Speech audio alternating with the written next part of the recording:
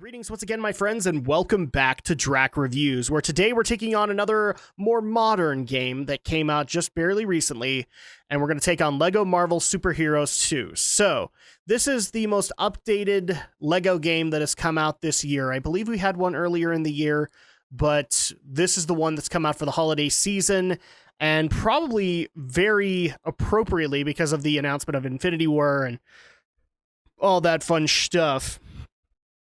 So right now, let's go ahead and dive into the story right off the bat.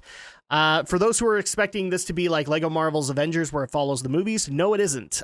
This actually follows its own plot line, and it starts out with us playing as the Guardians of the Galaxy. This is the first time we've been able to play them, so you get a little LEGO Rocket Raccoon, a LEGO Groot, all that stuff, and they are dealing with an attack from Kang the Conqueror, an Avengers villain, a time-traveling villain in particular, who is actually trying to bring all universes into one place called Chronopolis. And in the aftermath of playing as both the Avengers and the Guardians of the Galaxy, he succeeds, and you spend a majority of your time in Chronopolis trying to get out, trying to find a way to unmerge the worlds and undo what Kang the Conqueror has done. In the meantime, also being able to check out alternate versions of people like Spider-Man. And one of the things I actually did enjoy was some of the LEGO models you can get are the 2099 versions, kind of a failed comic line from Stan Lee, but it was like Spider-Man 2099. A few others were in there. I know that Green Goblin 2099 is technically a boss in the game too. So I gotta admit, I didn't really take too many points off of this because, again, this feels like an appropriate LEGO-based kind of story. You're trying to justify all of these multiple timelines and alternate realities existing in this one place, and therefore that adds so much more that you can actually do with it.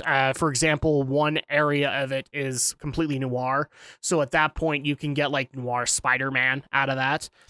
So I didn't really take too many points off of the premise that the game tries to provide. This feels like a LEGO Marvel plot.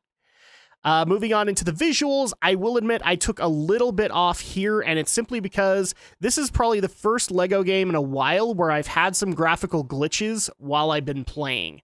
And that's a bit of a problem. I don't want to see that happen. I actually did have a couple of points where not me, but like my partners got stuck in walls, and even like a quest giver for some reason just mysteriously disappeared. It's a weird deal. So the graphical glitches didn't help. And also, this is also going to bleed into the gameplay too, but frame loss was a big thing. I'm playing on the PS4 version, so I don't feel like that should be a thing, and it kind of is.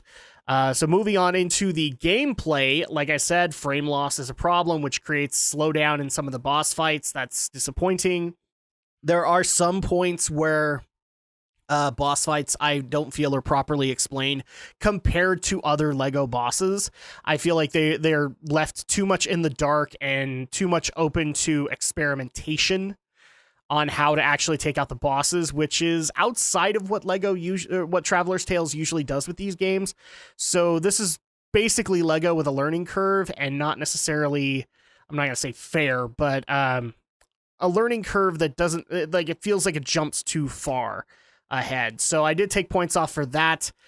Audio, really no points taken off. I loved a lot of the voices that they did for some of the characters, including a different noir kind of feeling for Noir Spider-Man, even Green Goblin 2099. I love the voice for that. A lot of the newer characters that are being brought in to get people hyped for characters like Captain Marvel. I love the fact that Luke Cage, Daredevil, and Iron Fist made their way into here, so the Netflix universe is kind of there too. And of course they put them in the noir universe because they have to be dark. But yeah, the audio I really didn't have a complaint with. A lot of people sounded on par with their characters, and that's what you needed for this particular one. And I like the fact that we had some good voices for Captain Marvel and a couple of others that are going to get featured in later movies like Black Panther and whatnot.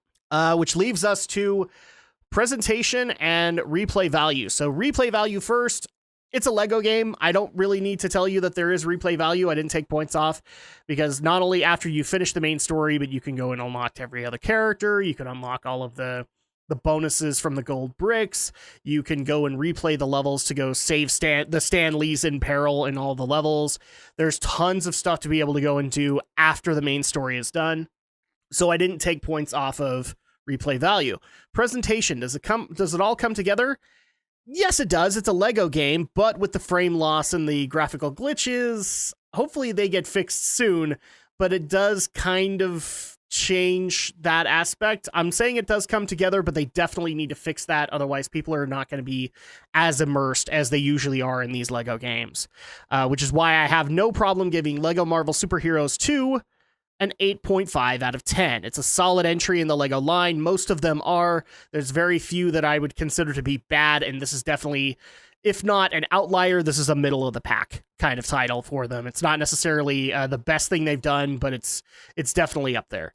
Now, as to the price and the availability, Lego Marvel Super Heroes 2 is available for PlayStation 4, Xbox One, Nintendo Switch, and PC. So PC, and I'm guessing Mac in there too. I'm not entirely sure on that. But yeah, it's available to all platforms, and its current price, where I saw it at retail, was $59.99, so the usual $60. Is it worth it? For a Lego fan, absolutely. This is going to be another Lego game that you'll have a lot of fun with. For people coming in brand spanking new, that's where I get a little bit questionable. If this is what caught your eye and brought you in, then yes, go and get it. It's worth the $60 as far as I'm concerned. But if you were expecting, a little bit more of, or a better Lego experience out of it, there are definitely games that I could recommend to you that I think you would have more fun with. In particular, the original Lego Marvel Super Heroes. I think you'll have a lot more fun with that one compared to this one. So if you're a Lego fan, worth the $60, have no problem saying that. If this thing caught your eye, it's going to be worth that amount of time. It's going to be worth your time. But if you were expecting like an optimum Lego experience, there are definitely other games that I could recommend to you. And that's going to go ahead and do it for my review. So thank you guys so much for watching. And of course, I'll be back again for the next review.